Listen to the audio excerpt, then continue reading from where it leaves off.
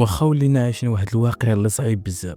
الصراحه ما بقيناش كنفهموا كيفاش بلاد بحال المغرب عندها الخيارات، عندها الثروه، عندها الرجال، كتولي ترمي في المواطن بحال شي حاجه ما عندهاش قيمه.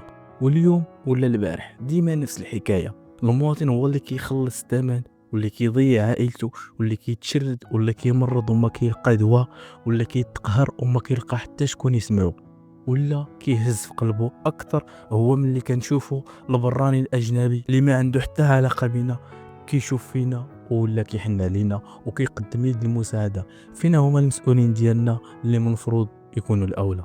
القضيه ماشي غير عبد الرحيم، الله يصبروا والله يعوضوا على كل شيء ضاع منه. عبد الرحيم واحد الصوره حيه الالاف المغاربه اللي ساكتين وسطنا، ربما الملايين اللي كيعانيوا في صمت. عبد الرحيم ماشي استثنائي، عبد الرحيم هو انا، هو انت، هو اي مغربي بسيط غادا يقدر يطيح في محنه وما يلقى شكون يشد بيدو.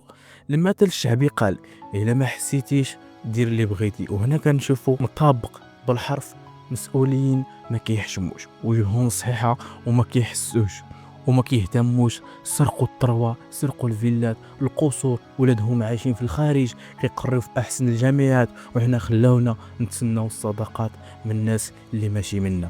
الحقيقه اللي خاصنا نعرفوها هي ان المشكل ماشي في الاجنبي اللي دار الخير، بالعكس الله يرحم ليه الوالدين واللي كثر من بحاله، ولكن المشكل في المسؤولين اللي خاصهم يديروا. المشكل في الدوله اللي خاصها تكون سابق ولكن كتخلي البراني يبان احسن منا.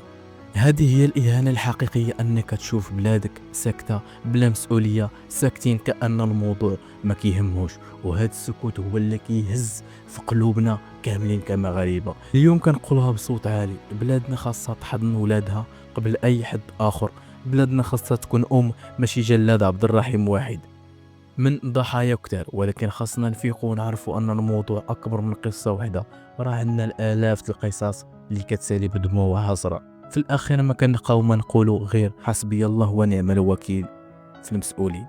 خان الأمانة وسرق ونهب وخلى الشعب يتعذب.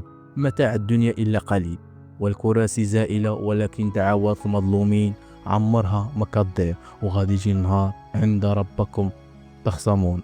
السلام عليكم.